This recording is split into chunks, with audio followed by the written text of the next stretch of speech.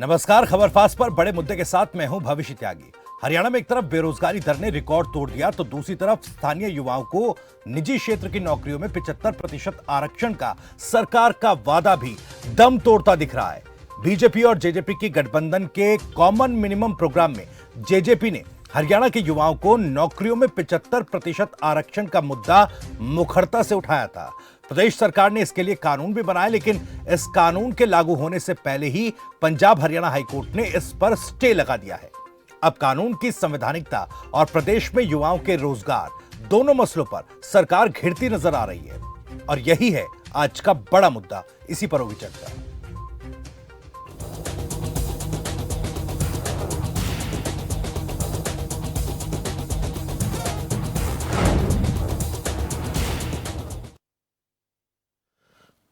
तो हरियाणा में निजी क्षेत्र की नौकरियों में हरियाणा के निवासियों को 75% आरक्षण देने के हरियाणा सरकार के फैसले पर पंजाब एवं हरियाणा हाईकोर्ट ने रोक लगा दी है। इसके साथ ही इस आरक्षण को चुनौती देने वाली फरीदाबाद इंडस्ट्रियल एसोसिएशन की याचिका पर हरियाणा सरकार से जवाब तलब किया गया है।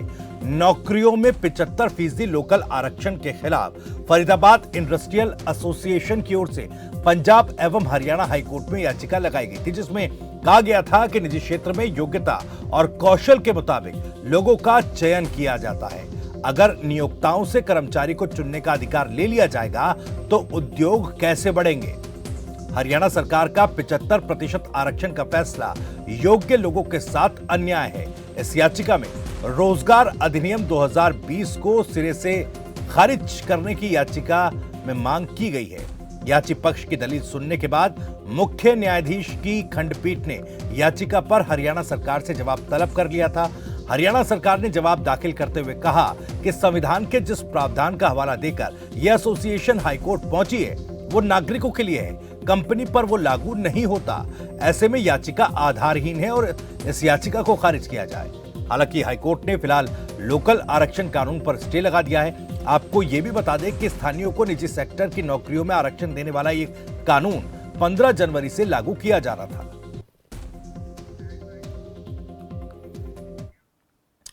तो हाईकोर्ट के स्टे के बाद अब विपक्ष सरकार पर हमलावर है और आरोप लगा रहा है कि हरियाणा की गठबंधन सरकार ने प्रदेश के युवाओं को बरगलाया है। सरकार की नीयत ठीक नहीं है।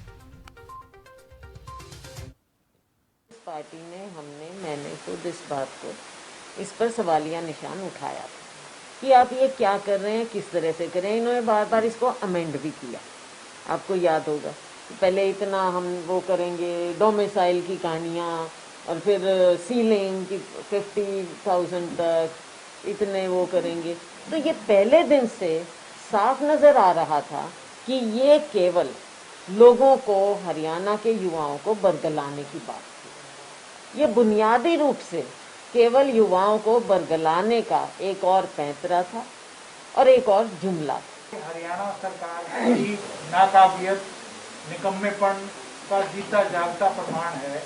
इससे बड़ा प्रमाण नहीं हो सकता कि जिस चीज़ को आपने इतना जोर शोर से उठाया, जोर शोर से कहा, अपनी पीठ थपथपाई, आप उस चीज़ को कानून की दृष्टि से सही साबित नहीं कर पाए। दोनों दृष्टि से ये सरकार की हार है। हम पहले ही कहते थे कि इनकी नीयत ठीक नहीं है। ये जो कह रहे हैं वो करना नहीं चाहते। अब ये कर रहे हैं, बाद में कहेंगे कोर्ट ने हटा दिया। हमें इसका अंदेशा पहले से था कि ये जो चीज़ कर रहे हैं ये कानून संगत पूरी तरह से पुख्ता नहीं बनाएंगे। खुद ही ऐसा कमजोर केस रखेंगे जिसको जो पिट जाएगा। तो कांग्रेस की तरफ से कहा जा रहा है कि युवाओं को बरगलाया गया है, सरकार की नीयत ठीक नहीं है। वहीं स्टे के बाद जेजेपी के प्रधान महासचिव दिग्विजय चौटाला ने कहा कि सबको कॉन्फिडेंस में लेकर मजबूती से कानून लागू होगा। वहीं सीएम मनोहर लाल ने भी प्रतिक्रिया दी है, जरा सुनिए आप।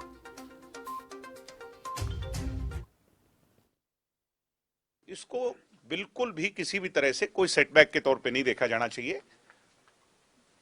कोर्ट की कुछ शंकाएं हो सकती हैं और कोई भी मामले में कोर्ट की जब शंका होती है तो उस पर कोर्ट स्टे लगा करके अगली तारीख तय करता है। आज सरकार से रिप्लाई मांगा गया है, सरकार रिप्लाई फाइल करेगी और निश्चित तौर पर ये तो अगली ही तारीख में स्टे वेकेट हो जाएगा। वो सारी शंकाएं इंडस्ट्रियल एसोसिएशन की कंसिडर कर करके कोर्ट ने सरकार से जवाब मांगा है और तब तक के लिए इसको स्टे किया है। और जैसे ही वो जवाब फाइल हो जाएगा और साइड बाय साइड उन एसोसिएशन से भी सरकार के और सब लोग बातचीत करेंगे। सबको कॉन्फिडेंस में लेना जरूरी है। ये हरियाणा के भविष्य का विषय है, हरियाणा की इकोनॉमी का विषय है। सब लोग हमारे हैं, इंडस्ट्रीज भी हमारी हैं और हरियाणा का यूथ भी हमारा है, मगर यूथ की रिजर्वेशन की इस लड़ाई को हम किसी तरह से भी कमजोर नहीं पड़ने देंगे। ये कानून मजबूती से लागू हुआ और आगे भी मजबूती से इंप्लीमेंट होगा, इसमें कोई दो राय नहीं। निश्चित रूप से आखिर हरियाणा के युवा के रोजगार के लिए हम लगातार प्रयत्नशील हैं। तो ये जो 75% का जो कानून यानी हाई कोर्ट ने जिसके ऊपर स्टे दिया है, अभी केस वहाँ चलेगा। हम मजबूती से उस केस को लड़ेंगे।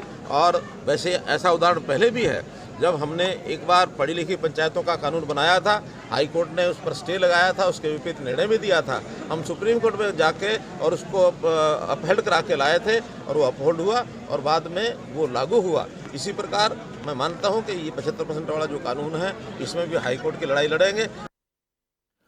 तो एक तरफ जहां बेरोजगारी दर ने रिकॉर्ड तोड़ दिया है, जनवरी 2021 की CMIE की रिपोर्ट ये बताती है कि 23.1% तक बेरोजगारी दर पहुंच गई हरियाणा में 3 सालों से लगातार, क्योंकि विपक्ष भी बेरोजगारी दर को लेकर सवाल उठा रहा है। तो दूसरी तरफ अब ये प्रदेश सरकार को एक बड़ा झटका लगा है। हाईकोर्ट ने स्थानीय युवाओं को 75% आरक्षण देने वाले कानून को रोक दिया है, उस पर स्टे लगा दिया है। तो कहीं ना कहीं सवाल सरकार पर उठ रहे हैं और इसी पर बातचीत करने के लिए कुछ खास मेहमान हमारे साथ जुड़ गए हैं। मनदीप बिश्नोई, प्रवक्ता जेजेपी हमारे साथ हैं, अजय सिंगला, प्रवक्ता कांग्रेस, विजय रोड़ू, प्रवक्ता INLD और जैन मंगला, अध्यक्ष गुड़गांव इंडस्ट्रियल एसोसिएशन। आप सभी मेहमानों का बहुत बहुत स्वागत है खबर फास्ट पर।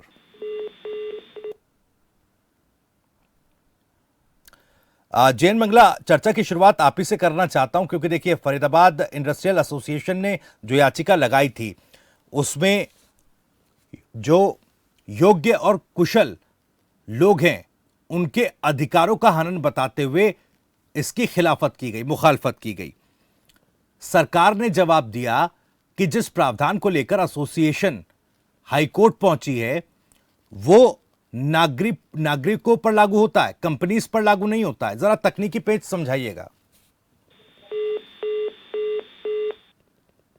जो आरक्षण का कानून जो सरकार ने लागू किया है, इस विषय में मैं ये कहना चाहता हूँ कि हम लोग उद्योग पहले से भी HSIDC का एक प्रोविजन हमारे किताबों में दिया गया था कि हम लोग उनको रोजगार देंगे जी। और हमने रोजगार उनको काफी हरियाणा के युवाओं को दिया है, पहले भी दिया है।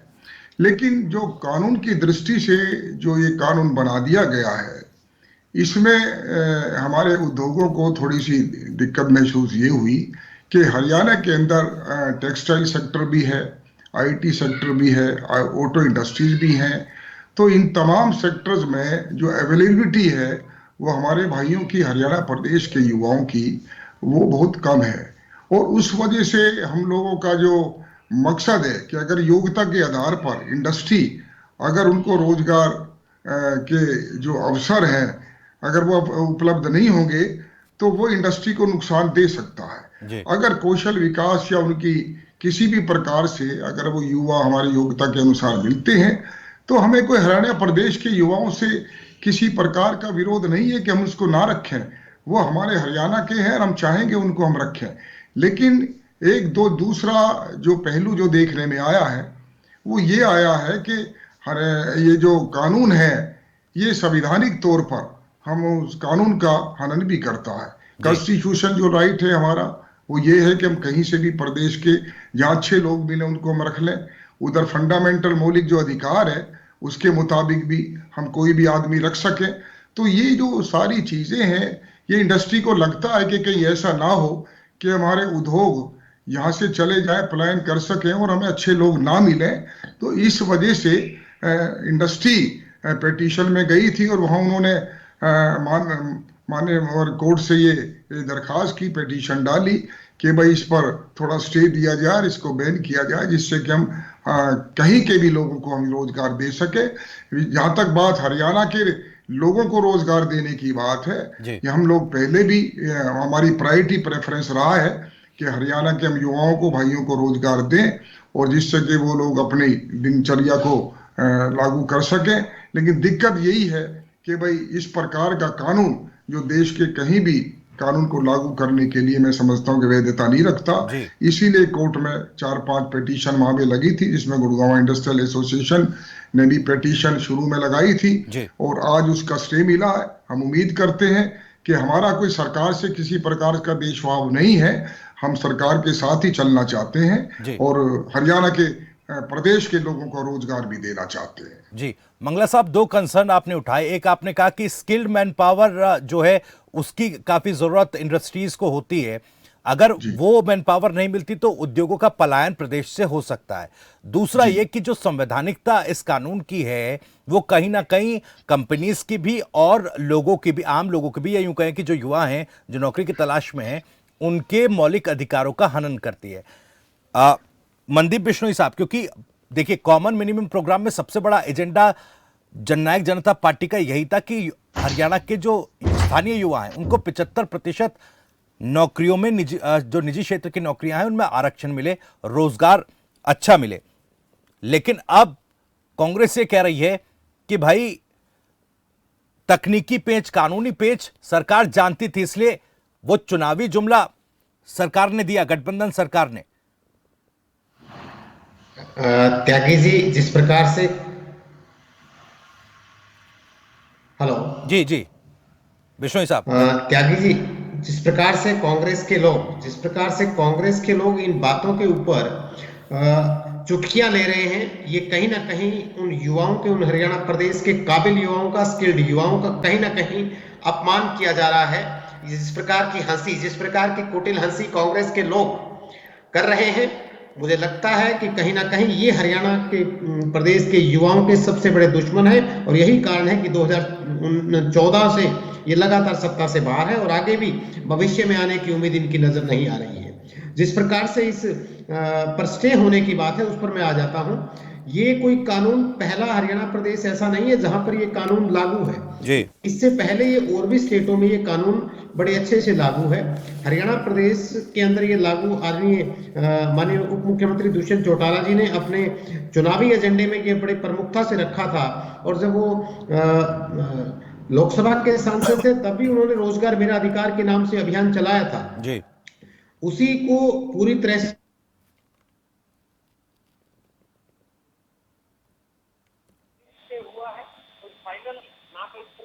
वर्डिक्ट माननीय उच्च न्यायालय का आया है और हम इसकी अपील में भी जाएंगे और हम इसको पूरी मजबूती के अदालत के सामने इन चीजों को लाया जाएगा। और जहां तक बात इंडस्ट्री की संस्थाओं की है, वो इंडस्ट्री के साथ अपनी मुलाकात की माननीय मुख्यमंत्री मुख्यमंत्री महोदय की भी और भी सरकारी जो अधिकारी है उनकी संबंधित अधिकारियों को मीटिंग करने के बाद मदद से वो इंडस्ट्री के सुझावों पर इनमें किए गए, जैसे 50,000 से 30,000 किया गया, डोमिसाइल था 5 साल का किया गया। आज भी अगर देखेंगे तो 5 साल के डोमिसाइल है। जो इंडस्ट्रीज आज हरियाणा प्रदेश में लगी हुई है उनके अंदर कहीं ना कहीं जो लोग काम कर रहे हैं वो उन लोगों को हटाने की तरफ से किसी का ध्यान थोड़ी था, किसी कोई हटाया नहीं जा रहा था। ये तो वो है कि जो नए उद्योग लगे उनके अंदर से हरियाणा प्रदेश का जो स्किल्ड काबिल युवा है उसे 75% उनका हक जो कि हरियाणा प्रदेश के युवाओं का बनता है वो निश्चित तौर पर उनका अधिकार उनको मिलना चाहिए। और जहां तक ये कांग्रेस के लोग और अन्य विपक्षी पार्टियों के लोग जुमलेबाजी की बात करते हैं, जुमला तो कांग्रेस लोग करते होंगे, लेकिन आज तो चुनाव थोड़ी है जो जुमले की बात है। आज तो जो हमने बातचीत, जो वायदा माननीय उप मुख्यमंत्री दुष्यंत चौटाला जी ने प्रदेश के युवाओं से किया था, वो खुद युवा है और युवा के दर्द को समझते हैं और उसी दर्द को समझते हुए बहुत अध्ययन करने के बाद, बहुत विस्तार से इस पर चर्चा करने के बाद इस कानून को लागू किया गया। इंडस्ट्रीज के लोगों से भी विचार विमर्श किया गया, उनको विश्वास में लिया गया, लेकिन कहीं ना कहीं अगर किसी की शंका है तो बैठ करके दूर की जा सकती है। आज इस कानून को लागू होने देते, उसके बाद में कोई चीज देखते, कोई चीज दिक्कत आती, सरकार उसमें फिर संशोधन कर देती। 75% रिजर्वेशन हरियाणा प्रदेश के युवाओं का अधिकार है और वो अधिकार उसे अवश्य मिलेगा। इसमें जो भी बातें अदालत की तरफ से पूछी गई या कोई क्वेश्चन मार्क लगाया गया है, विस्तार से जो लीगल टीम है हरियाणा सरकार की तरफ से वो बैठ करके उस पर विचार करेगी। इंडस्ट्रीज को, लोगों को साथ बैठा करके उनकी जो शंकाएं हैं उनको और तरीके से दूर किया जाएगा, क्योंकि इंडस्ट्रीज के लोग हैं वो भी हरियाणा प्रदेश से ही आते हैं। हरियाणा प्रदेश के विकास में उनका बहुत अच्छा योगदान है। उद्योगों को हर प्रकार का इंफ्रास्ट्रक्चर, हर प्रकार की सुविधाएं हरियाणा प्रदेश सरकार की तरफ से उन्हें दी जाती रही और भविष्य में दी जाती रहेगी। तो मेरी तो ये उम्मीद है कि जल्द ही इस मामले को सुलझा लिया जाएगा। कोई ऐसी बड़ी बात नहीं। हरियाणा प्रदेश के युवाओं को 75% जो निजी क्षेत्र में रोजगार है वो अवश्य मिलेगा, क्योंकि ये उनका अधिकार है। ठीक है सर, मैं वापस लौटूंगा आपके पास में, रुक करूंगा अजय सिंगला साहब का। अजय सिंगला साहब, हाईकोर्ट ने तो स्टे लगा दिया। सरकार ने हाईकोर्ट में कहा था कि भाई जो प्रावधान लेकर एसोसिएशंस गए हैं हाईकोर्ट में, जिन प्रावधान की बात कर रहे हैं वो नागरिकों पर लागू होता है, कंपनी पर लागू नहीं होता। उसके बाद भी स्टे लगाया गया। लेकिन आप लोग जो आरोप लगा रहे हैं कि भाई युवाओं को बरगलाया गया है, और साथ ही साथ ये भी आरोप कुमारी सैलजा की तरफ से लगाया गया कि बार बार इन चीज़ों में, इस कानून के जो पहलू हैं उनमें लगातार सरकार बदलाव कर रही है। जैसे सैलरी सीमा की बात थी उसको घटाया गया, 50,000 से 30,000 रुपए किया गया। किस तरह से इसे देख रहे हैं पूरे मसले को आप लोग? बहुत ही संवेदनशील मुद्दा है और हरियाणा का युवा इस नोटों का ब्रीफकेस दो और नौकरी लो वाली सरकार से क्या अपेक्षा कर रहा है? हरियाणा का युवा तो पहले ही सरकार से विश्वास खो चुकी है। सरकार जिस प्रकार से पेपर लीक हो रहे हैं, बार बार ये नौकरियों को घटा रहे बढ़ा रहे हैं, आदरणीय शैलजा जी ने गलत नहीं कहा। और माननीय प्रवक्ता महोदय एक बहुत अच्छी बात कह गए, इंडस्ट्री के लोगों को विश्वास में लिया गया जी। भविष्य जी, ये कैसा विश्वास है? समय की याद कीजिए, ये कैसा विश्वास है? सरकार के समय को याद कीजिए जब पेपर लीक हो जाते थे, भ्रष्टाचार हो जाता था। ठीक है बिश्नोल साहब, मैं आऊंगा आपके पास, आपको जवाब देने का मौका मिलेगा। एक बार सुन लीजिए। ये कैसा विश्वास में लिया था इंडस्ट्री के लोगों को? कांग्रेस ना खुश है ना चुटकुले कर रही है। कांग्रेस खुश इस बात से बहुत परेशान है कि हरियाणा सरकार हरियाणा के युवाओं के भविष्य के लिए क्या खिलवाड़ कर रही है। नौकरियां तो थी नहीं, इन्होंने जुमला चलाया। और ठीक कहा शैलजा जी ने, जितनी अमेंडमेंट्स हुई, सैलरी के बारे में भी हुई, डोमिसाइल के बारे में भी हुई। और मैं भी एक चैनल पे बात कर रहा था जहां पे प्रवक्ता महोदय भाजपा के इल्जाम लगा रहे थे कि ये षड्यंत्र विपक्ष ने रचा, यानी कि हाई कोर्ट में सरकार की तरफ से वकालत विपक्ष ने की और कोर्ट ने स्टे दे दिया। किस प्रकार की तैयारी थी सरकार की? सरकार पूरी तरह से संदेह के घेरे में है युवाओं के प्रति, युवाओं के भविष्य के खिलवाड़ के प्रति। सरकार पूरी तरह से नाकाम, असफल है। किसान, मजदूर, व्यापारी, कर्मचारी, आड़ती, क्या कर रही है सरकार हरियाणा की सिवाय जुमलों के अलावा?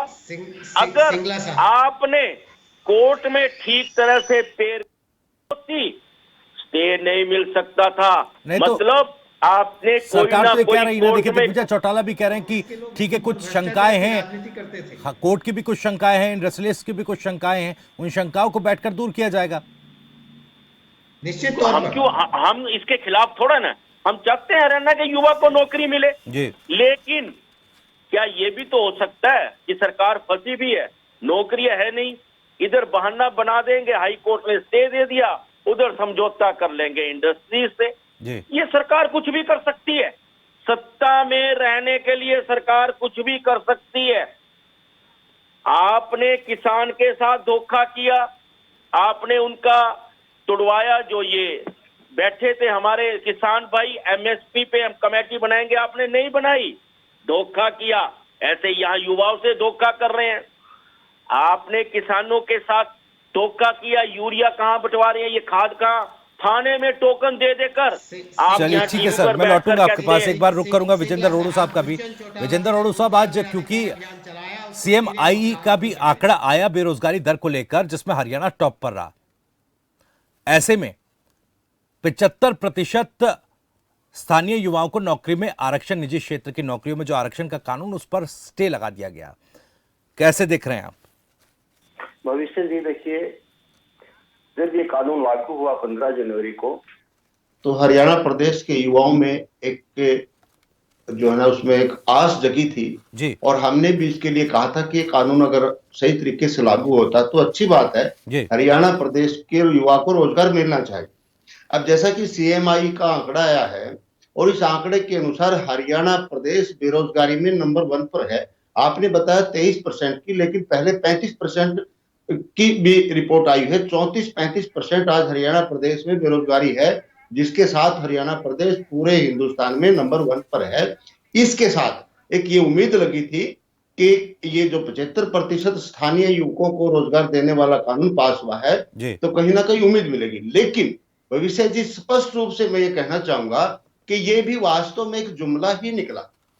ये वास्तव में ही जुमला था, क्योंकि देखिए आप सभी जानते हैं, सारे मेरे को पैनलिस्ट भाई हैं, सारे विद्वान पुरुष हैं, विधानसभा में पारित किया गया कानून जिसको गवर्नर की भी सहमति मिल चुकी हो, कंसेंट मिल चुकी हो, उसके ऊपर स्टे होना एक बहुत बड़ी मिस्टेक मैं कहूंगा कि सरकार ने बहुत बड़ी इस कानून के अंदर एक लूप होल छोड़ रखा था, जिसके ऊपर इनको स्टे मिला है एसोसिएशन को, इंडस्ट्री एसोसिएशन को।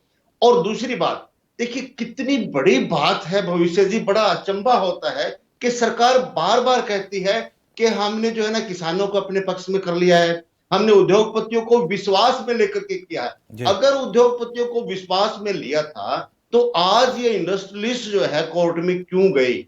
जब ये कोर्ट में जा रहे थे क्यों नहीं इनको बिठा करके उनको मनाने का काम किया? देखिए इंडस्ट्री जो है अपने स्टेट की इकोनॉमी को बहुत प्रभावित करती है और बहुत अच्छा, चाहे बेरोजगारी का मामला हो, चाहे राजस्व का मामला हो, रेवेन्यू का मामला हो, बहुत जरूरत है इंडस्ट्री की बहुत आवश्यकता है यूथ के लिए, इंडस्ट्री की बहुत आवश्यकता है प्रदेश के लिए।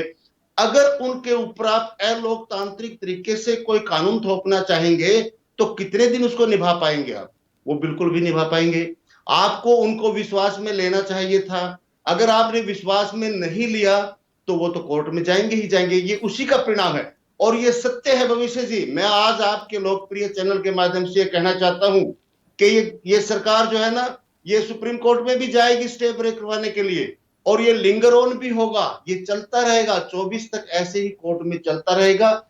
जिस प्रकार से 19 में नारा देकर के चुनाव जीत गए, यही नारे के साथ ये 24 में फिर जीतना चाहते हैं। ये 100% लिंगर ऑन होगा, क्योंकि सरकार इसके ऊपर सही तरीके से पैरवी नहीं करने जा रही है। सरकार की नीयत में फर्क है। अगर सरकार की नीयत में फर्क नहीं होता तो हमारे उद्योगपति भाइयों को विश्वास में लेकर के एक अच्छे से कानून बनाया जाता, जिसमें कि हमारे युवाओं को भी फायदा मिलता। सरकार दबाव बनाना चाहती है, दबाव में इस तरह की बातें नहीं चला करती। मैं स्पष्ट रूप से कहना चाहता हूँ कि इंडस्ट्रियलिस्ट भी हमारे भाई हैं, उनको भी विश्वास में लिया जाना चाहिए। क्यों इनको एक इंस्पेक्टरी राज का जो है ना दबाया गया है, धमकाया गया है कि हर 3 महीने आपका जो है ना अकाउंट चेक होंगे, आपने 75% आरक्षण दिया कि नहीं दिया। वो तो एक इंस्पेक्टर और उद्योगों के ऊपर बिठाने का काम किया जा रहा है। अगर विश्वास में लेते तो ये बताते किस तरीके से इनको होगा। तो ये कहीं ना कहीं भविष्य जी, इसमें देखिए एक और बात मेरे को, रोजगार देना सरकार का कार्य होता है जी। सरकार अपनी इंडस्ट्री लगाए, सरकार रोजगार सर्जन करे। एक तरफ मनरेगा को खत्म कर रहे हैं। आप देखिए बजट में मनरेगा में कितना इन्होंने जो ना या मनरेगा का बजट कितने % कट कर दिया है।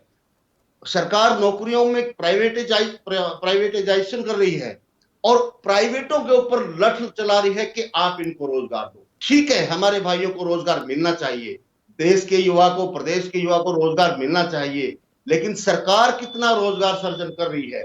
सरकार ने सारे रोजगार के रास्ते बंद करती जा रही है, कोई भर्ती नहीं कर रही है सरकार।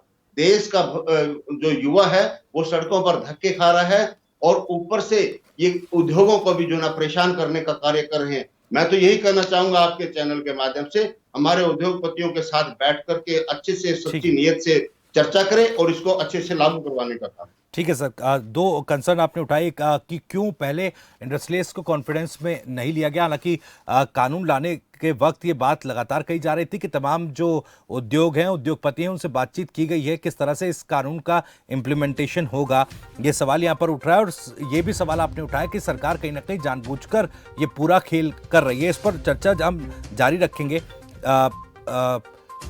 बिश्नोई साहब से मैं जवाब लूंगा। फिलहाल यहाँ पर रुक रहे एक छोटे से ब्रेक के लिए, ब्रेक के बाद चर्चा जारी रहेगी।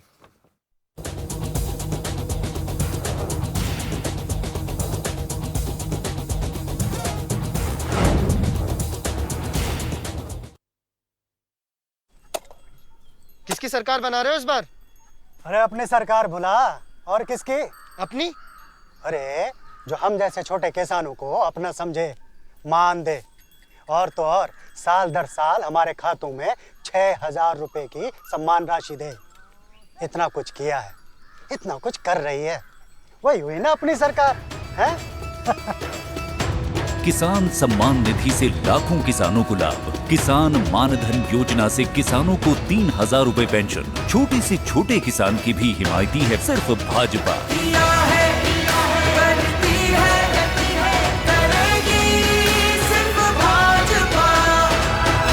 उत्तराखंड की पुकार, मोदी धामी सरकार।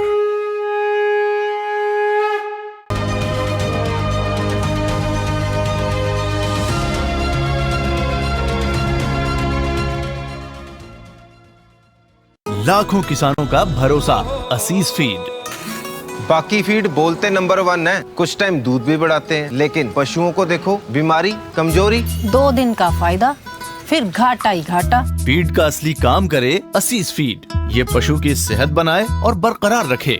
नतीजा सालों साल बेहतर दूध, बीमारियों से लड़ने की ताकत और बच्चे जनने की काबिलियत। बेहतर दूध, बेहतर स्वास्थ्य सालों साल। खास जड़ी बूटियों से बना पेट सफा आयुर्वेदिक चूर्ण आज ही ले आए। पेट सफा पहली रात से ही असर दिखाता है और इसकी आदत भी नहीं पड़ती। पेट सफा, हर रोग दफा। कबीर अमृतजाइन सिरप 3-in-1 फॉर्मूला के साथ एक ही बोतल में 3 गुण। लिवर टॉनिक भी है, एंजाइम भी है और एंटासिड भी है। इसके हैं कई फायदे। शराब से होने वाले साइड इफेक्ट से राहत में सहायक। आपके लिवर को बनाए अंदर से स्ट्रॉन्ग। आयुर्वेदिक अर्क पद्धति द्वारा निर्मित कबीर अमृतजाइन सिरप। अरे भैया, तुम्हें कब से क्या? लोग ऐसी गंभीर समस्या को हंसी मजाक में उड़ाते। खास जड़ी बूटियों से बना पेट सफा आयुर्वेदिक चूर्ण आज ही ले आए। पेट सफा पहली रात से ही असर दिखाता है और इसकी आदत भी नहीं पड़ती। पेट सफा, हर रोग दफा। बहुजन समाज पार्टी की राष्ट्रीय अध्यक्ष बहन कुमारी मायावती जी की उत्तर प्रदेश की जनता से अपील है कि वे सामाजिक एवं आर्थिक परिवर्तन के महानायक महात्मा ज्योतिबा फूले, छत्रपति शाहूजी महाराज, नारायण गुरु, बाबा साहेब डॉक्टर भीमराव अंबेडकर व मान्यवर श्री कांशीराम जी आदि के सपनों को साकार करने तथा प्रदेश में विकास एवं कानून का राज कायम करने हेतु बीएसपी की सरकार बनाने के लिए पार्टी के सभी विधानसभा प्रत्याशियों को हाथी चुनाव चिन्ह के सामने वाले बटन को दबाकर उन्हें जरूर विजयी बनाएं। प्रगति पर मार्ग, पिछड़ा कारोबार, मजदूर, किसान और दुकानदार, शिक्षा, स्वास्थ्य या फिर रोजगार, हर तरफ कोरोना का कड़ा प्रहार। महामारी के आगे सिस्टम भी लाचार। कोविड से कैसे लड़ रही सरकार, खबर फास्ट पर देखिए। रात तक ई संचार, 5 फरवरी शाम 5 बजे वार शनिवार। क्या आप भी हैं लंबी बीमारी से परेशान? जाने माने डॉक्टर बताएंगे आपकी समस्या का समाधान। देखिए आपका डॉक्टर अब नए समय पर शाम 6:25 पर सिर्फ खबर फास्ट पर। खबरों की जमीनी पड़ताल, सवालों के साथ घटनाओं की पड़ताल, सियासत और समाज से जुड़ी हर खबर जिसका आप पर पड़ता है सीधा असर। ग्राउंड रिपोर्ट के साथ खबरों का सफर। सोमवार से शुक्रवार शाम 5:25 पर सिर्फ खबर फास्ट पर।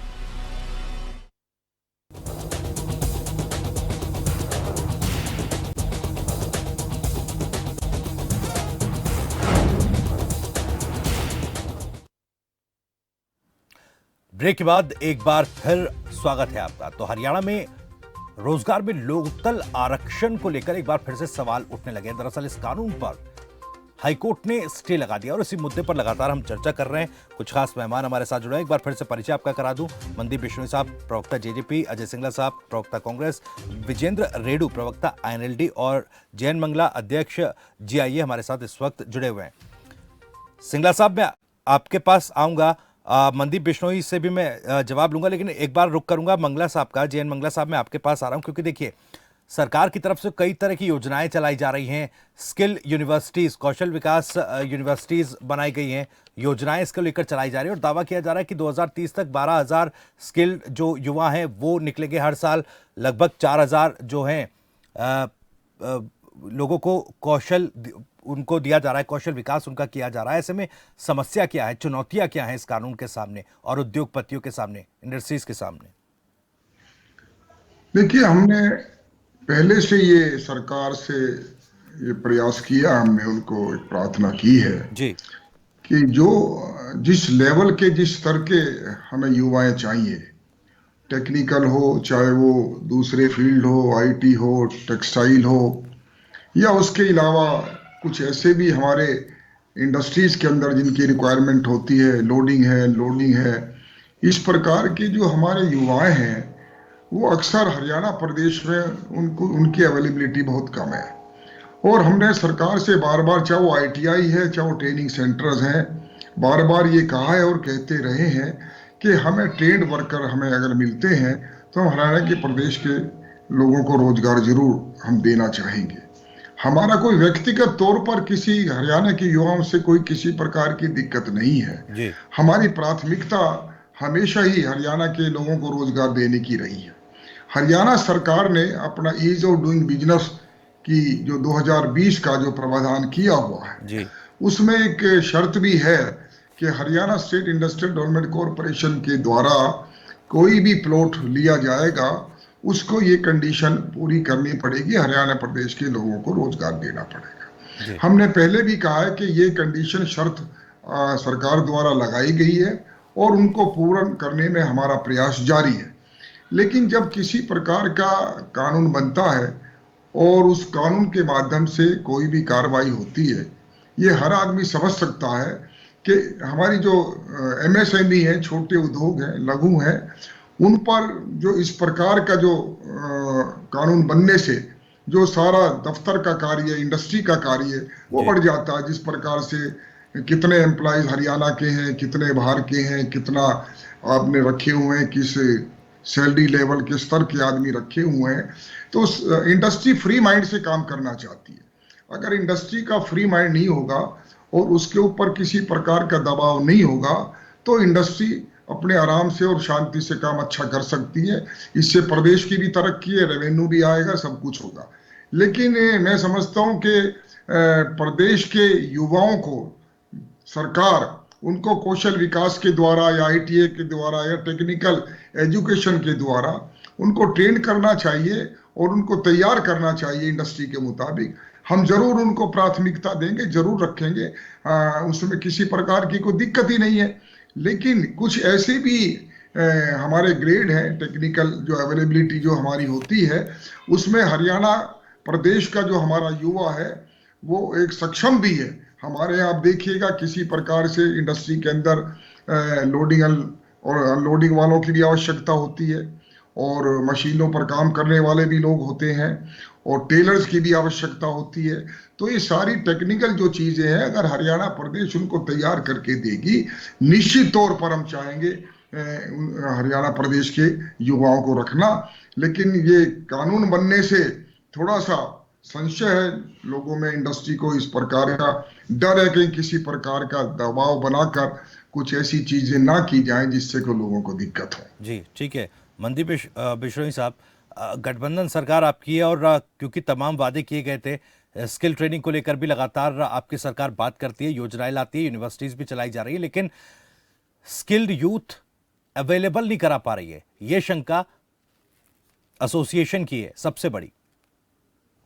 देखिए त्यागी जी, जिस प्रकार से मंगला साहब ने अपनी शंका जाहिर की है, उन शंकाओं का समाधान उस कानून के अंदर है। उस कानून में स्पष्टतः ये प्रावधान है कि अगर आपको कोई स्किल्ड नहीं मिल पा रही है तो आप उसकी उपलब्धता बाहर से कर सकते हैं जी। इस प्रकार की है। इस प्रकार की शंका कानून लागू होने से पहले शंका जाहिर करना ये बिल्कुल ठीक नहीं है। हरियाणा प्रदेश के अनस्किल्ड युवाओं के साथ पूरा अन्याय है और इस प्रकार नहीं होना चाहिए। सरकार पूरे तरीके से कानून लागू होने के बाद तो बाध्यता हो जाएगी ना। मंगला साहब जैसे कह रहे थे फ्री माइंड से एमएसएमई सेक्टर काम ही नहीं कर पाएगा। नहीं, ऐसा बिल्कुल नहीं है कि फ्री माइंड से एमएसएमई सेक्टर काम ना कर पाए, क्योंकि एमएसएमई सेक्टर काम करेगा तभी हरियाणा प्रदेश का यूथ आगे बढ़ेगा, हरियाणा प्रदेश तरक्की करेगा। क्या हरियाणा सरकार हरियाणा प्रदेश का विकास नहीं चाहती? बिल्कुल चाहती है। तभी ये कानून भी लेकर के आई है कि इंडस्ट्रीज और हरियाणा प्रदेश का स्किल्ड युवा मिलकर के इस प्रदेश के विकास को आगे लेकर के जाएं। तभी ये 75% जो रोजगार रिजर्वेशन है, अकेला को इकलौता हरियाणा प्रदेश नहीं है जहां पर ये लागू है, ये और भी प्रदेशों में लागू है। और निश्चित तौर पर इस कानून जो युवाओं के बेरोजगार और रोजगार की जो लड़ाई माननीय दुष्यंत चौटाला जी ने सांसद रहते हुए प्रारंभ की थी और जो आज धरातल रूप पर 15 जनवरी से लागू किया गया था, किन्हीं कारणों से जो हाईकोर्ट ने फैसला दिया है उसको विस्तार से उस पर पढ़ा जाएगा, उसको रीड किया जाएगा, उसको बात करके उस पर कानूनी विशेषज्ञों से राय लेकर के उस पर आगे कदम उठाए जाएंगे। ये कानून बिल्कुल लागू करवाया जाएगा। हाईकोर्ट की भी संतुष्टि की जाएगी, इंडस्ट्रीज की भी संतुष्टि की जाएगी, क्योंकि उस पूरा का पूरा प्रावधान उस कानून में पहले से मौजूद है। तो इस प्रकार की शंकाएं नहीं होनी चाहिए थी। मंगला साहब की कोई शंका है, इनके एसोसिएशन शंका है, सरकार के साथ बैठ करके वो दूर कर दी जाएगी। ठीक है, मंगला साहब जवाब दीजिएगा। देखिए, शंकाएं अगर उस प्रकार की दूर होती हैं वो एक अलग बात है, लेकिन जैसा कि मैंने पहले भी आपको कहा है कि पहले से प्रावधान इसमें किया गया था, इसकी कानून की आवश्यकता नहीं थी, क्योंकि ऑलरेडी पहले से ही सरकार ने अपने जो बिजनेस की किताब में ये लिखा हुआ है कि इस शर्त को जो है ना इंडस्ट्री को मानना पड़ेगा, और उस शर्त को मानते हुए हमने रोजगार बहुत दिए हैं और आगे भी देते रहेंगे और भविष्य में भी दिए हैं।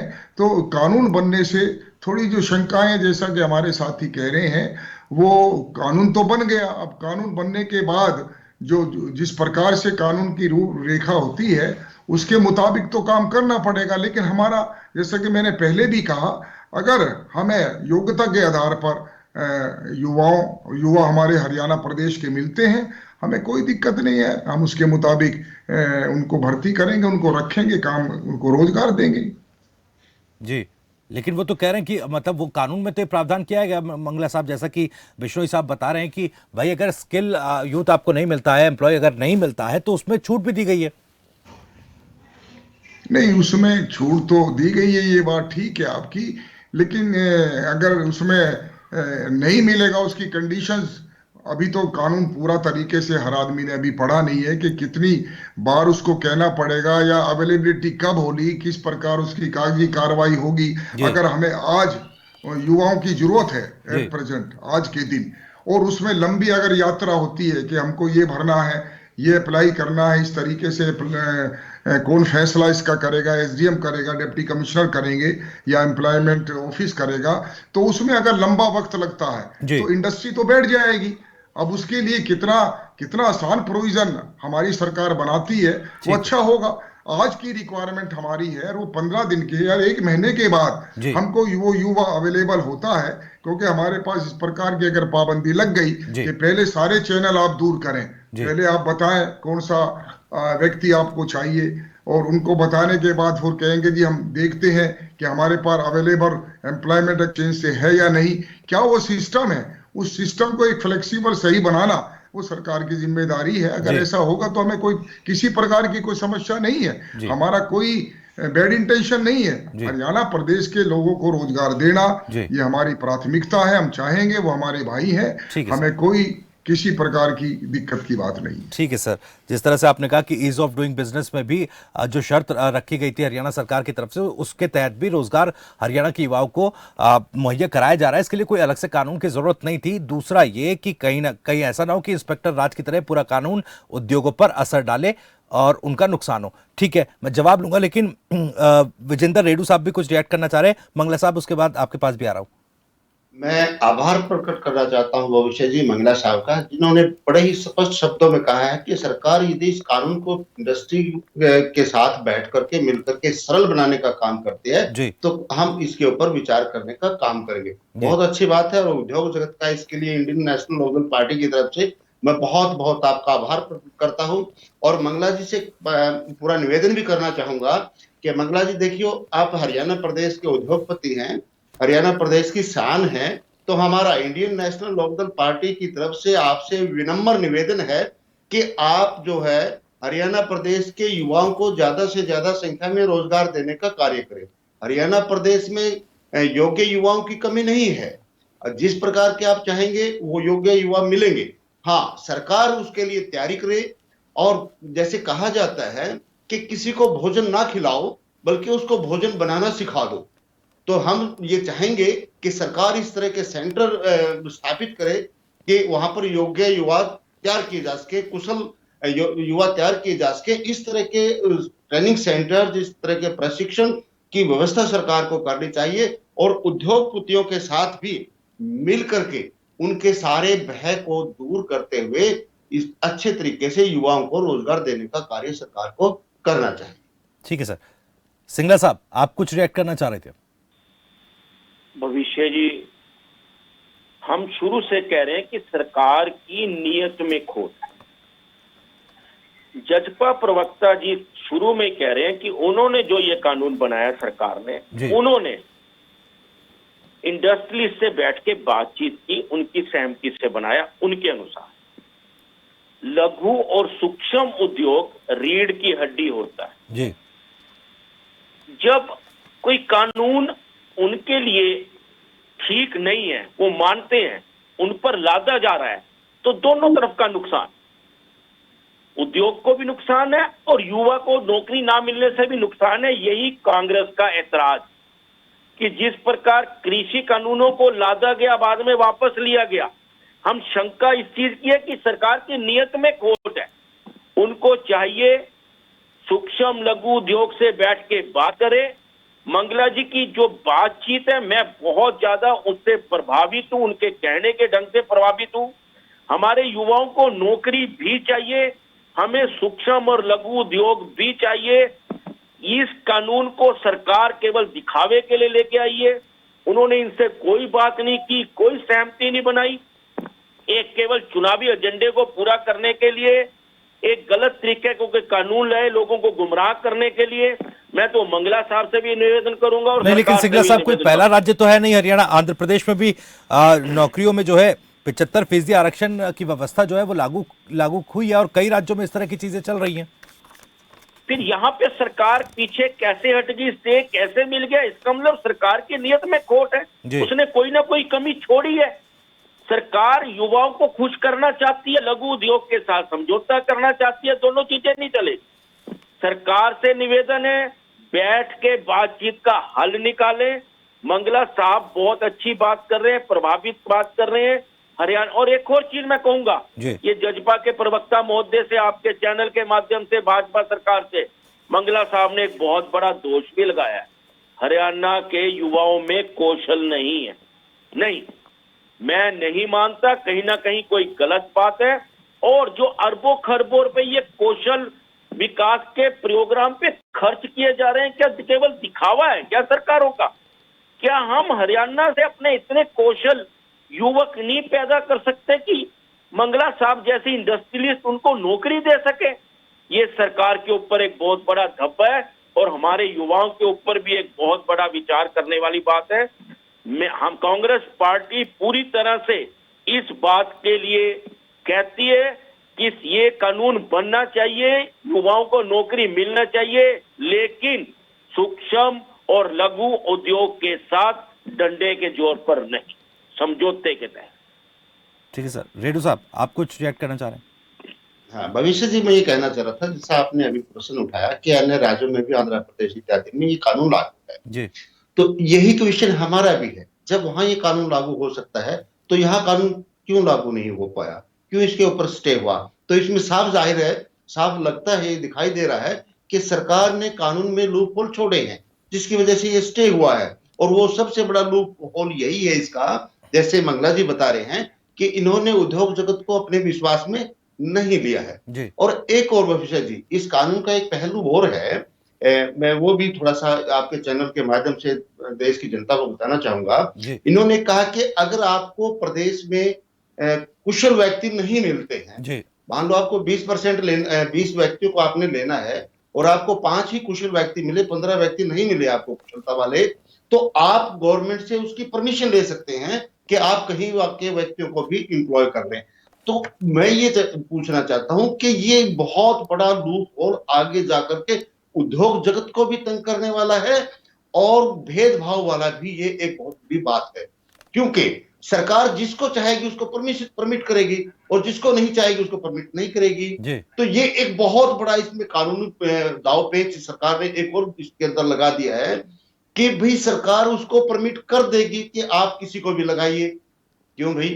तो इसका मतलब जो सरकार के अपने आदमी होंगे उसको परमिशन मिल जाएगी, आप कहीं से भी ले लीजिए, मैं सरकार का आदमी नहीं हूं, मुझे नहीं मिलेगी।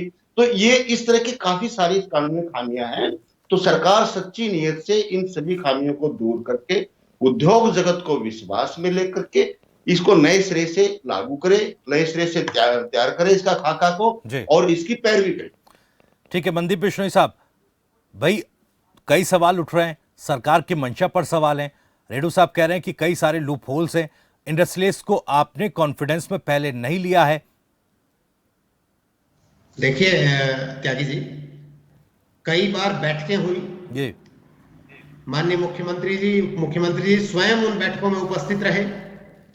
अधिकारी लेवल पर जो सीनियर आईएएस हैं इंडस्ट्रीज डिपार्टमेंट के, उनके साथ इंडस्ट्रीज की बैठक हुई। बैठक होने के बाद बार बार इसमें लागू करने से पहले जो जरूरी संशोधन इंडस्ट्रीज के सुझावों पर जो करने थे वो किए गए, उसके बाद इसको लागू किया गया। आज जिस प्रकार से मंगला साहब केवल और केवल शंकाओं पर आधारित बात कर रहे हैं, वो बातें नहीं करनी चाहिए। एक बार इस कानून को हरियाणा प्रदेश मिलेगा, उसको इंडस्ट्रीज के साथ अपनी वो खून पसीना बहाएगा, तो ये इंडस्ट्रीज ये प्रदेश के विकास में एक नया जो आयाम है वो तय करेगी और निश्चित तौर पर हरियाणा प्रदेश के जो इंडस्ट्रीज का जो विकास है वो निश्चित तौर पर आपको होता हुआ धरातल पर नजर आएगा। विपक्ष की जो शंकाएं हैं वो बिल्कुल निर्मूल है, क्योंकि इन्होंने जिस प्रकार की बातें की कि सरकार ऐसा कर देगी, सरकार ऐसा कर देगी, ऐसा बिल्कुल नहीं होता। शासन प्रशासन बिल्कुल पारदर्शिता तरीके से हर चीज को, हर कानून को लागू करती है। दुष्यंत चौटाला जी ने जब रोजगार मेरा अधिकार अभियान चलाया था, वो प्रदेश के युवाओं ने उस पर विश्वास किया है। आज भी प्रदेश के युवाओं को उन पर पूरा भरोसा है कि वो कहीं न कहीं इसका रास्ता निकालेंगे। इंडस्ट्रीज के जो और साथी हैं, जिनके मंगला साहब हैं जैसे और भी हैं, जिनके कोई भी थोड़ी बहुत भी निर्मूल शंका है उसको दूर किया जाएगा। हाईकोर्ट के जो आदेश हैं उनकी पूरी तरह से अध्ययन किया जाएगा और जो सही जैसा मंगला साहब कह रहे थे टाइम फ्रेम को लेकर उन्होंने सवाल उठाया, क्योंकि जिस तरह से एक अथॉरिटी आपने इंडस्ट्रीज के ऊपर बैठा दी है, एसडीएम को उसकी पावर दी, या जो भी अधिकारी आपने नियुक्त किया कि जिससे परमिशन लेने के बाद ही आप किसी योग्य व्यक्ति को हायर कर पाएंगे। अगर हरियाणा का कोई युवा स्किल नहीं मिल पाता, कोई व्यक्ति हरियाणा से नहीं मिल पाता, तो उसकी परमिशन में जो वक्त जाया होगा, उसको लेकर सवाल मंगला साहब ने उठाए थे। इस पर जवाब दीजिएगा सर। देखिए बिल्कुल, देखिए शंका उठाना और सवाल उठाना इनका काम है और उठाने भी चाहिए, तभी सरकार उस पर अपना सही रास्ता किया जा सकता है। इंडस्ट्रीज के साथ बैठ करके और इन चीजों को जल्द से जल्द, जो ईज ऑफ डूइंग बिजनेस है या पारदर्शिता, जिस प्रकार से डिजिटलाइजेशन है, तो हाथों हाथ इस प्रकार की जो समस्याएं जो आ सकती है भविष्य के अंदर, उसको दूर करने के लिए भी एक विंडो और एक अधिकारी की ड्यूटी लगाई जाएगी और तुरंत उसका जो समाधान कर दिया जाएगा। ऐसा तो कुछ भी नहीं है कि कोई डंडा लेकर के चलाएगा, इंडस्ट्रीज को उस तरह से चलाएगा। क्या सरकार ऐसा चाहती है? सरकार चाहती है हरियाणा प्रदेश का साहब तो कह रहे हैं कि सरकारी हस्तक्षेप भी निजी क्षेत्रों में रहे, इंडस्ट्रीज में रहे, जिसको सरकार चाहे उसको नियुक्ति दे। ये आरोप रेडू साहब आप पर लगा रहे हैं। देखिए रेडू साहब का तो काम ही आरोप लगाना है, विपक्ष का काम आरोप लगाना है। विपक्ष के आरोपों में उस पर हरियाणा प्रदेश, हरियाणा सरकार निश्चित तौर पर काम भी करेगी। जी चलिए ठीक है, रेडू साहब आप कुछ रिएक्ट करना चाह रहे थे, लेकिन मेरा एक सवाल यहाँ पर यह देखिए, जो शंकाएं तमाम इंडस्ट्रियलिस्ट की हैं, मंगला साहब जिन बातों का जिक्र कर रहे हैं उस पर तो सरकार भी ये कह रही है, देखिए दिग्विजय साहब ने भी कहा कि सबको कॉन्फिडेंस में लिया जाएगा, मुख्यमंत्री कह रहे हैं सुप्रीम कोर्ट जाने की जरूरत पड़ी तो सुप्रीम कोर्ट भी जाया जाएगा, लेकिन सवाल ये भी है कि क्या कानूनी तौर पर, संवैधानिक तौर पर ये जो कानून है वो कोर्ट में टिक पाएगा? देखिए ऐसा है, जहां तक जो आपने बहुत बड़ी बात पूछ रही है भविष्य जी, जो कॉन्स्टिट्यूशन ऑफ इंडिया है उसमें आर्टिकल 14, 15, 16 और 19 कुछ आर्टिकल्स हैं जो स्पेशल राइट देती है, वो इंडस्ट्रियलिस्ट को भी राइट देती है, वो अपनी मर्जी से अपना एम्प्लॉयमेंट करेंगे, अपनी मर्जी से उसको चलाएंगी। और इसी प्रकार से जो हमारे आर्टिकल 14 है वो कहीं पर भी जाकर के किसी को कार्य करने का कुछ अधिकार इस तरह के देते हैं, वो बात सही है, कॉन्स्टिट्यूशनल सही है। बट भविष्य जी यहाँ पर एक बड़ी बात ये आती है कि विधायिका जो है, देखो विधायिका सर्वशक्तिमान होती है, यह मैं मानता हूं, और विधायिका ने जो कानून बना दिया है उस कानून को वो लागू करवा सकती है। कोर्ट तो सिर्फ उसको लागू करने के सही से लागू हो रहा है उसकी ही लुक आफ्टर करने वाली होती है। विधायिका का काम है एग्जीक्यूशन के द्वारा जो कानून बना दिया गया उसको सही तरीके से लागू करवाया जाए। अगर विधायिका, अगर हमारी विधानसभा सही तरीके से किसी कानून को पास कर देती है तो वो कानून लागू होगा, वो लागू रहेगा। जहां तक कॉन्स्टिट्यूशन की मुझे नॉलेज है, मैं उस अपनी नॉलेज के अनुसार आपको ये आपके चैनल पर बता रहा हूं। लेकिन अगर जबरदस्ती कोई कानून लागू किया जाता है तो वो फ्रूटफुल नहीं होगा। अब मैं ये पूछना चाहता हूं हमारे संदीप भाई से, जब ये सरकार ने एक उद्योगपतियों का एक सम्मेलन किया था चंडीगढ़ में बुला करके, करोड़ों रुपए उस पर खर्च करने का काम किया था और उसमें लगभग 6 लाख करोड़ का एमओयू हुआ था कि हम हरियाणा में इन्वेस्ट करेंगे। कितना आया भविष्य जी उसमें से, कितना आया, क्यों नहीं आया? इस कारण के पीछे जाने की बात है भाई। जब 6 लाख करोड़ का एमओयू हो चुका है इंडस्ट्रियलिस्ट के साथ, वो इंडस्ट्रियलिस्ट आकर के हरियाणा में क्यों सेटअप नहीं हुए? वो क्यों नहीं हुए? क्योंकि इस कानून का भय उनको पहले से ही सताने लग गया। अब इसीलिए मैं बार बार कहता हूं कि उद्योगपतियों के मन से उस भय को आप निकालने का काम कीजिए। उद्योग भी आएंगे, इन्वेस्टमेंट भी आएगा, रोजगार भी बढ़ेगा। लेकिन आप लठतंत्र के आधार पर किसी चीज को लागू करने का जो प्रयास करते हैं वो गलत है। जिस प्रकार से कृषि कानूनों को आपने बैक दरवाजे, ठीक है सर, मैंने सवाल इसीलिए किया था क्योंकि देखिए मंगला साहब ने भी शुरुआत में बात कही थी कि कहीं ना कहीं जो मौलिक अधिकार हैं, चाहे वो इंडस्ट्रियलिस्ट के हों, तमाम जो उद्योगपति हैं उनके जो मौलिक अधिकार हैं उसको लेकर अगर सुप्रीम कोर्ट या हाई कोर्ट में भी सरकार जहां पर भी जाती है, जहां पर भी अपनी बात रखी, वहां पर ये एक बड़ा पेच फंस सकता है और कानून और जो स्थानीय युवा हैं हरियाणा के, उनका जो भविष्य है वो अधर में लटक सकता है। भविष्य जी वही बात मैंने क्लियर की है आपकी। देखिए मैंने कहा कि अगर विधानसभा अपनी जो है ना एक अच्छी नीयत से उस कानून को पास करती है तो मैं समझता हूं कि सुप्रीम कोर्ट स्टे नहीं करेगी, उसको अच्छे से पैरवी करेगी, सुप्रीम कोर्ट स्टे नहीं करेगी, क्योंकि विधानसभा सर्वशक्तिमान है अपने प्रदेश के लिए कानून बनाने के लिए। वो अपनी शक्ति का प्रयोग करते हुए सही नीयत से अगर वो कानून बनाती है, उसमें कोई लूप होल नहीं छोड़ती है तो वो स्टे नहीं होगा। लेकिन इस पर स्टे होगा, ये मैं कहता हूं, ये स्टे होगा। क्यों होगा? क्योंकि इसमें बहुत सारे लोग उन्होंने छोड़े हुए हैं। सबसे बड़ी बात, उद्योग जगत ही उन्होंने विश्वास में नहीं लिया है, तो ये इन्होंने इसको ऐसे ही खींचना है। 2024 तक ऐसे ही लेकर के जाएंगे। इस मुद्दे के ऊपर दोबारा से फिर चुनाव लड़ करके सत्ता हथियाने की कोशिश करेंगे, नाकाम कोशिश करेंगे, जो इनको मिलने वाली नहीं है। क्योंकि आज किसान परेशान है सरकार से, युवा परेशान है, महिलाएं परेशान है, सब परेशान। सिंगला साहब और मंगला साहब दोनों के पास मैं एक करके आ रहा हूं इसी सवाल के साथ। सिंगला साहब पहले आप। कांग्रेस पार्टी इसी बात से चिंतित है कि सरकार की नीयत में खोट है। कांग्रेस पार्टी पूरी तरह से चाहती है हरियाणा के युवाओं को पूरा रोजगार मिले, उनको मान सम्मान मिले। हम चाहते हैं कि, हमें पता है कि सरकार ने गलत कोई ऐसा इसके अंदर लूपहोल छोड़ा है जिसे स्टे मिला है, वरना हाई कोर्ट में स्टे मिलना सरकार के कानून को एक बहुत बड़ी बात है। इसको हम सरकार की हार के रूप में देखते हैं, युवाओं की हार के रूप में देखते हैं। हरियाणा का युवा पहले ही हताश है, निराश है। सरकार को चाहिए कि इंडस्ट्रियलिस्ट से बैठ के बात करे, जो उनकी शंकाएं हैं उनका समाधान करे, कोर्ट में पूरी लड़ाई लड़े, चाहे सुप्रीम कोर्ट हो चाहे हाई कोर्ट हो, और इसका समाधान करे। ठीक है मंगला साहब, कम शब्दों में।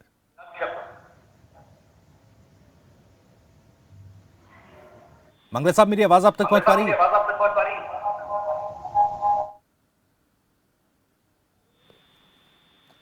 लगता है मंगला साहब से संपर्क टूट गया है। जवाब दीजिएगा बिश्नोई साहब।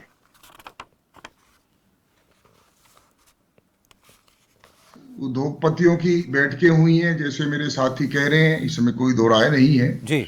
और अपने अपने सुझाव सभी उद्योगपतियों ने सभी संगठनों ने रखे भी थे जी।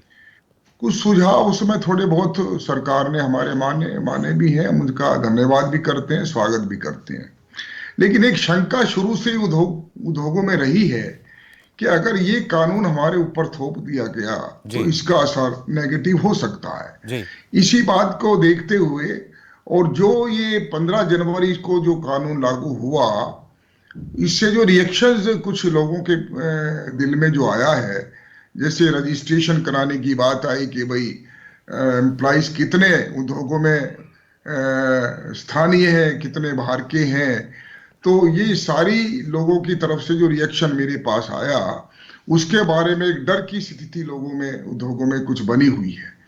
तो मैं समझता हूं कि भाई ये सारी शंकाओं को दूर करने की आवश्यकता है और अधिक से अधिक अगर ये हमारे ट्रेड बच्चे अगर हमें मिलते हैं, अगर युवा मिलते हैं, तो हम निश्चित तौर पर, जैसे मैंने पहले भी कहा, हमारी प्राथमिकता है और हरियाणा प्रदेश और खास तौर पे जो एनसीआर एरिया है, एनसीआर के जो उद्योग हैं, जिस प्रकार से आगे बढ़े हैं और सरकार को एक बड़ा भारी रेवेन्यू भी प्राप्त होता है और यहाँ पर इंडस्ट्रियलाइजेशन बहुत ज्यादा बढ़ा भी है और युवाओं को रोजगार भी मिला है। हम ये नहीं कह सकते कि हरियाणा प्रदेश के स्थानीय युवाओं को रोजगार नहीं मिला। हम ये कैसे नकार सकते हैं? इस प्रकार की बात तो ठीक कहना भी गलत है कि हरियाणा प्रदेश के लोगों को रोजगार नहीं मिला, बहुत रोजगार मिला और बाहर के प्रदेश के लोगों को भी मिला है। लेकिन कुछ ऐसे हमारे पोस्ट हैं जो इस प्रकार की, जहां पर हरियाणा का जो युवा है, मैं तो हरियाणा के युवाओं को बहुत सक्षम मानता हूं। उनकी आर्थिक स्थिति इतनी खराब नहीं है कि जिस तरीके से वो नीचे के स्तर के कार्य कर सके, ये बड़ी खुशी की बात है। जो ऊपर के स्तर के कार्य हैं, जिसमें कि हमको ट्रेंड आदमी चाहिए, चाहे वो ऑटो इंडस्ट्री से हो, चाहे वो मशीन पे काम करने वाले हों, चाहे वो टेलर हों, तो ये जो व्यक्ति हैं, ट्रेंड जो व्यक्ति हैं, वो अगर हमें मिल जाते हैं और सरकार उस पर प्रयास कर भी रही है और ज्यादा करे और वो हमें मिल जाए, तो हमें जरूरत क्या है बाहर के लोगों को रखने की? बाहर के लोगों को तो तभी रखा जाता है जब यहाँ के लोग उपलब्ध नहीं होते, उसके बाद ही रखे जाते हैं। लेकिन मेरा ये जरूर है आपके माध्यम से कहने का कि अगर कोई ऐसी बात सरकार फैसला करती है या कोर्ट फैसला करती है। ठीक है सर, मेरे पास वक्त की कमी हो रही है, जवाब एक बार ले लो। मनदीप बिश्नोई साहब, 30 सेकंड आपके पास है। देखिए, विपक्ष की तरफ से सीधे कहा जा रहा है कि भाई आपकी नीयत में, सरकार की नीयत में खोट है, तभी लूपहोल छोड़ा गया कानून में और उसी वजह से हाईकोर्ट में स्टे लगा। देखिए, आज तक इस 75% जो हरियाणा प्रदेश के निजी क्षेत्र में रोजगार को लेकर के युवाओं को रोजगार मिले, इस पर किसी का ध्यान नहीं गया। उप मुख्यमंत्री माननीय दुष्यंत चौटाला जी ने इस पर, जब वो लोकसभा के सांसद थे, तब से लेकर के इस अभियान पर काम कर रहे हैं। इंडस्ट्रीज को विश्वास में लेकर के इस कानून को पूरे तरीके से जिस प्रकार से पहले 15 जनवरी से आदेश दिए गए हैं, ये पूरी तरह जो हमारी लड़ाई है वो लागू रहेगी। आज उन्होंने ट्वीट के माध्यम से भी कहा है कि 75% जो रिजर्वेशन है निजी क्षेत्र में, उसकी लड़ाई लगातार जारी रहेगी। इस प्रकार से कांग्रेस और दूसरे विपक्षी पार्टियों के नेता अपनी निर्मूल शंकाएं बता रही है, कांग्रेस के लोगों को तो ये देखना चाहिए उनकी पीटीआई भर्ती और ड्राइंग टीचर की भर्ती का ठीक है सर, मुझे माफी के साथ रोकना पड़ेगा। बहुत बहुत शुक्रिया आपका मनदीप बिश्नोई साहब, अजय सिंगला साहब, विजय रेणु साहब, आपका भी बहुत बहुत शुक्रिया। जयंत मंगला साहब, आपने भी वक्त निकाला, आप इस कार्यक्रम में जुड़े, बहुत बहुत शुक्रिया आप सभी मेहमानों का। तो फिलहाल हाईकोर्ट के स्टे के बाद प्रदेश सरकार की मंशा पर विपक्ष सवाल तो उठा रहा है, लेकिन अब सरकार की तरफ से कहा जा रहा है कि हाईकोर्ट पे भी साथ ही साथ अगर जरूरत पड़ी तो उस कानून की बहाली को लेकर सुप्रीम कोर्ट का भी रुख किया जाएगा। इसी के साथ फिलहाल बड़ा मुद्दा में इतना ही। नमस्कार।